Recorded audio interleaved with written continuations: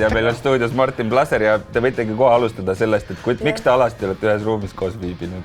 No Martin on siis see mees, kellega mina olen pimedas ruumis peaaegu alasti viibinud koos päris mitu korda järjest. Mis tuba see oli? See oli higistamisttelk. Mis asja? Las jääda meie vahele. Okay. Seleta nüüd palun Martin ära, et kuidas moodi ära räägi talle.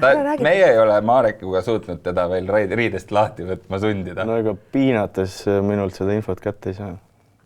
Ma saan aru, ma panen sellega igaks üks ära, et ma tean, et sa oled nobe mees. kui kiiresti sa suudaksid meid kõiki hävitada selle ühe noaga? No piisavalt kiiresti, et siit ruumist välja ei pääse. Ja sa oled seda tegelikult nagu ametlikult õppinud. Jah. See ongi sõduri elukutse tegelikult. Sina oled vist üks neid väheseid või võib-olla isegi peaaegu ainuke, kes nii-öelda on läbinud need Rangeri kursused, mis siis tähendab seda, et need on nagu kvalifikatsiooni tõstmise kursused sõduritele. No see on USA armee sõel, mis jalaväelastele, ohvitseridele, allohvitseridele korraldatakse selleks, et selgitada nende stressitaluvus ja otsustusvõime erinevates olukordades. Aga võib-olla räägi, ma saan aru, see koosneb sellisest 3 etapist. No tegelikult sinna eelneb ka päris pikk ettevalmistusperiood, kus tuleb ise trenni teha, nende hirmudega silmitsi seista, sest kui me ikka guugeldame, siis neid hirmujutte siin on ikka päris palju. Ja kui sa sinna kursusele lähed, siis sa seisad kõigi nendega silmitsi. Et ise asi on sinna kursusele sisse saada, need lihtsad katsed läbi teha, aga siis seal püsida ja edukalt lõpetada, see on juba teine teema. Kestab kusagil 2 kuud järjest siis? 2 kuud magamatust, miinimum kaloraaž, väga palju füüsilist tegevust, väga mõttetuid harjutusi, väga sisukaid harjutusi. Et siuke tõeline sõduri kepp. Ja asi päädib siis sellega, et sa lähed mürama alligaatoritega. No sisuliselt küll viimased 10 päeva vedad soos. Et Florida soos, kus on igasuguseid roomajaid, libedamaid ja krobelisemaid.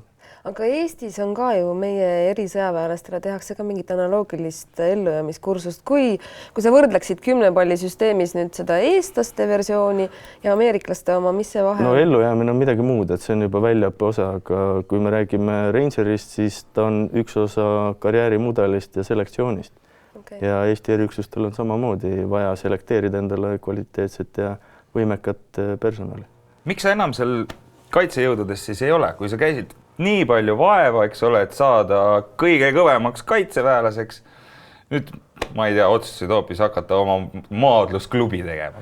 No maadlus on üks asi, aga sõjaväest kõigepealt läksin ikkagi turvamaailma ja sport jäi sinna taustale. Piraadid, ja. Raha pärast siis või? No mitte ainult, loomulikult ka see lõbu, et lõbu? Lõbu neegreid tappa. No ütleme ausalt, et tegelikult see elamus, mis sa saad reisides, kohates erinevaid inimesi ja kohates erinevaid ka keerukamaid olukorda nendest õnnelikult välja tulla, siis see on päris põnev. Adrekas ka ilmselt? No loomulikult, see tekitab sõltuvust. Sa tahad uuesti ja järjest keerulistamas olukordadesse sattuda. Aga kui sa seal neid Somaalia piraate taga ajasid, kas sul nii-öelda litsents tappa oli? No kes selle peaks väljastama? On niisugune litsentsiasutus. Iseenesest igaüks võib ju ennast kaitsta kõigis nendes olukordades. Et me oleks võinud praegu proovida, kes kõige kiiremini noa haarab. Jah. Kes kõige kiiremini põgeneb, ma arvan, see oleks teada. Kuule, aga mitu inimest sa oled ära tapnud? No see on salajane info. Aga üldiselt, kui sellised asjad juhtuvad sõjaväes, seal mere peal, kas need eriüksused, kas nad tohivad üldse rääkida sellest kodus kellelegi? No aga kes see takistab? Ma ei tea, ma küsin. Mingi riigi saladus ei ole sellega sealt? No oleneb operatsioonist. Aga mis on ikkagi siin ju väga palju levinud, on erinevad väärjuhtumid, kus ületatakse võimupiire ja seal loomulikult järgneb juurutlemine. Siis see läheb avalikuks. Jah, siis läheb avalikuks. Aga kui ma olen kindel, et sa oled tapnud neid, ma isegi ei küsi seda enam, aga kas pärast sellist, kui inimene esimest korda seda teeb, kas seal on kohe vaja mingi psühholoogi, psühhiaatri abi ka? Laibale. Ei, mitte laibale. Sulle siis, kas sa oled käinud psühhiaatri juures? Ei ole, pole vajadus. aga pelgad sa, et see vajadus mingil hetkel tuleb, noh, mine tea, oled 65. Või kui sa oled lihtsalt näinud hirmsaid asju palju? Ei, miks? Magad sa oled ka väga rahulikult palju hirmsaid asju näinud. No mitte nii hirmsaid kui sina. Ilusaid asju ka. Kas see, et sa nagu magad täiesti rahulikult ja terapeudi abi ei vaja, kas see on tänu sellele, et mulle meeldib alati Jungi tsiteerida, et kõik peab olema tasakaalus, siis tänu sellele, et sa tegeled noortega ja hea tegevust on vaja loomulikult. Ja hea tegevust teed väga palju, et kas sa seda teedki, et seda nagu elu kurjuse poolt balansseerida? Mul tihti öelnud, et need, kes midagi head teevad, neil peab mingi karmavõlg olema. Siin vist ennem oli karmast juttu ka natuke. Et kuskil peab sul defitsiit olema ja seda sa pead nüüd neutraliseerima. Ei hakka teile ütlema, kuhu see skeptik sai, aga... Ütleme nii, et Martin aitas meid. Ja, et sina karmast igal juhul usud, ma saan aru. Sa oled nüüd nagu olnud selline tegev sõjaväelane ja oled seda niimoodi nagu niite tõmbad, ma saan aru, et selle piraadi asjandusega sa enam tänasel päeval ise ei tegele, aga sinu mehed on ikkagi kuskil merel. No mul mehi ei ole, mul on naine. Mul on naine, üks naine. Aga ära selja taha, palun vaata.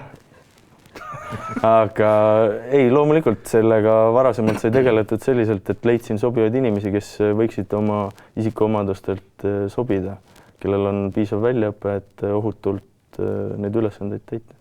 Ja pärast seda ongi tekkinud olukord, kus tegelikult piraadid enam ei hävita laevasid, on ju, probleemid on lahenenud. Noh, piraate on jäänud vähemaks mingil põhjusel. No nagu ikka lähme selle põhjuse juurde, et ma saan aru, Kaliiber on nagu suuremaks läinud lihtsalt. Viimasel ajal on siiski neid ju ikka seal täitsa jõhkralt notitud. No tundub nii, et kuhugi nad on kadunud, aga kes teab kuhu, et ookean on suur ja lai. Aladel on kõht täis, eks.